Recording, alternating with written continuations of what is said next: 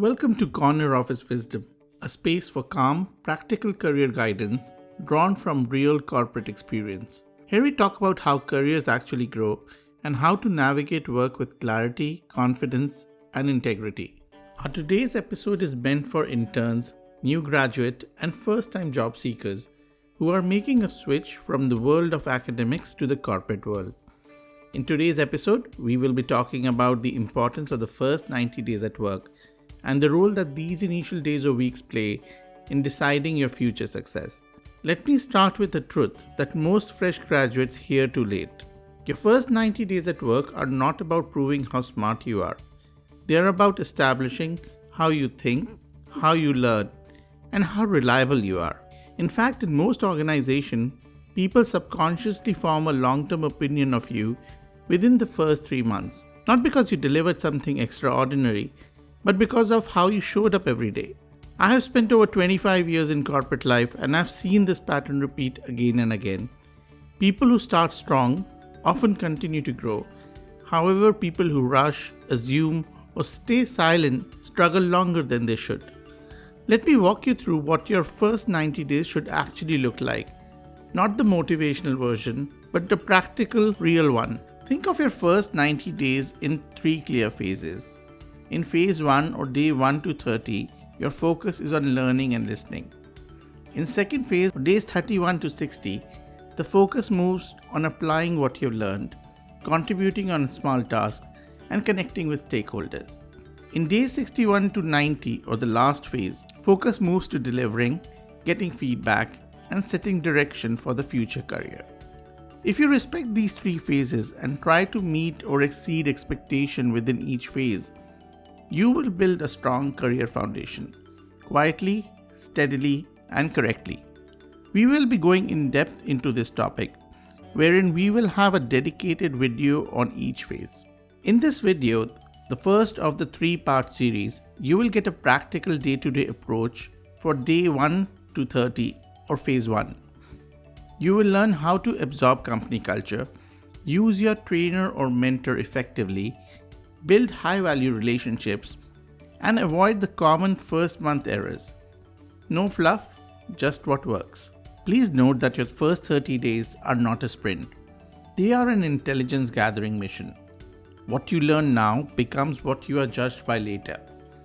Treat the first month as a learning mission with a focus on building a strong foundation on which your future will stand. Like a building, if foundation is crooked, everything above it is bound to fall. Day 0 to 3. Arrival and first impressions. First impressions form fast. On day 0 to 3, set up your workplace, understand software and IT system used for various tasks such as chat, email, leave application, etc. Complete admin and HR related processes, and most importantly, prepare a simple first week plan that lists whom to meet and what to learn. Share a short intro message with your manager and team, and 1 sentence on how you plan to contribute this week. I've shared few examples of intro emails and messages that you can use or tweak to introduce yourself. You can download these through the link shared in the description. Day 4 to 14. Learn and listen. The observation phase. Spend the next 2 weeks absorbing. The most useful asset during this phase is a dedicated notebook, which could be digital or old-fashioned paper notebook. Your main task during this period is to make detailed notes on processes, names of people and teams, and the role that they play in the firm. Understand products and services, and make notes on unwritten rules, which you will discover as part of your conversations. If you're diligent about taking notes, this point alone will place you ahead of 80% of your competition. Apart from understanding the process and people, this is also a good time to understand organizational politics, unwritten norms, and work culture. Getting the pulse of the organizational work culture is critical for any successful corporate career. If you skip this observation phase, you will spend the next year correcting avoidable assumptions, and this will most likely cost you both time and reputation. In my first job, I realized I learned far more from listening than presenting. Watch senior people, not just for what they say, but how they decide. That observation shows you what to prioritize. In the first month, be like a sponge. Listen and watch and absorb as much as you can. Also ask smart questions, framed with what you already know. Example, I understand that onboarding report requires X and Y. How strictly is Z enforced in practice? This structure demonstrates effort and showcases what you already know. It also saves time for the other person as he does not have to repeat things that you have already understood. Meet the trainer or mentor. Most new joiners are assigned a trainer or a mentor or a buddy. This person is the fastest route to company's operating reality. Treat them like a translator, not just a task doer. Many people treat this relationship casually, and that's the biggest missed opportunity. Your mentor is not just there to teach you tools or processes, they are a shortcut to understanding the unwritten rules and work culture. Most people realize this value of mentor only after they have already made avoidable mistakes. By then, the cost is not just learning, it's your reputation. A mentor can help you answer questions like, what does good performance really look like here? What mistakes do new joiners usually make? What should I focus on in my first 3 months?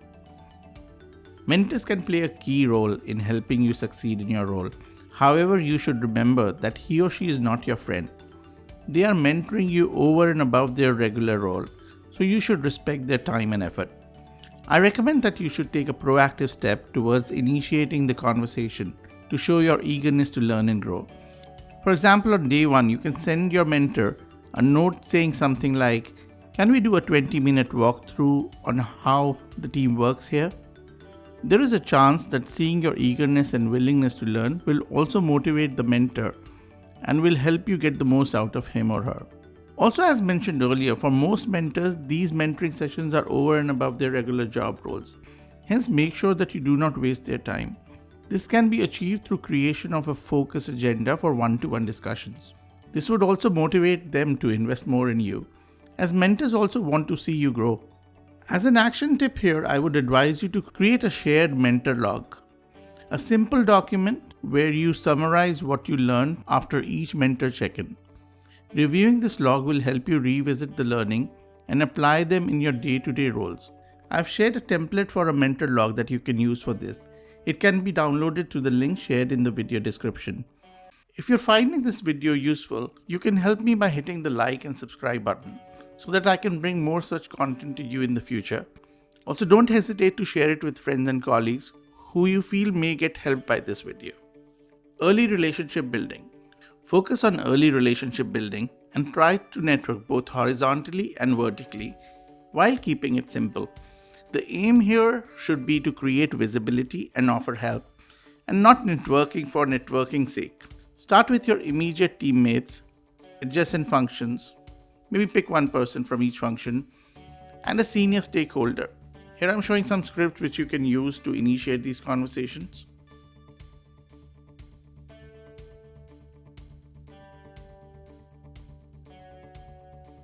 During this phase, you can set a 2-week outreach target, right? Where you can try to have 6 short conversations of 15 minutes max.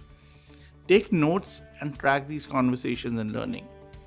The early relationships that you build through these conversations will help you understand perspective of your team members and senior stakeholders on various topics and issues, and will make you better prepared to work with them in the future. Avoidable mistakes. During your conversations with various stakeholders, try to avoid these traps, such as talking too soon, overpromising, and bypassing your manager. If you're unsure about a situation, ask your trainer or mentor how to proceed. You don't need to answer all questions during your one-to-ones, and you should buy more time when you're unsure about your response. However, make sure that you close the loop with them within an agreed timeline. Small errors early can turn into reputational baggage. Before committing to anything that impacts your team, run it by your manager. Let them decide on stakeholder commitments that protects both you and the team. Here are some list of don'ts that you should remember to avoid any reputational damage. These include overcommitting, gossiping, skipping feedback, skipping managerial approvals, or breaking the chain of command. So if you would have followed all that we've just discussed, by the end of day 30, you should have achieved following. You should have understood your team's top priorities, developed a sound knowledge on company's products and services, processes, systems and teams. You should have had at least 6 short stakeholder conversations, built relationship with team members, managers and stakeholders from other departments. Also, you should have built a good working relationship with your mentor and should have started using him or her strategically to accelerate your progress. In part 2, we'll focus on day 31 to 60 on how to contribute visibly, win trust, and get stretch opportunities. Remember, careers don't take shape in dramatic moments. They take shape in quiet and diligent early efforts like these. So ignore these steps at your own risk, as the time and support that you will miss on in the first 30 days will never come back. So this brings us to the end of the part 1. You can download the 30-day checklist in the description. Also, if you found this video to be helpful, please don't forget to hit the like and subscribe buttons, and do share it with your friends and family who are preparing to join the workforce. Lastly, I'll be very interested to know what will be your main question for your mentor. Can you leave it in the comments below? So I'll see you again with part 2 of the series on what your first 90 days in job should look like. Until then, take care and goodbye.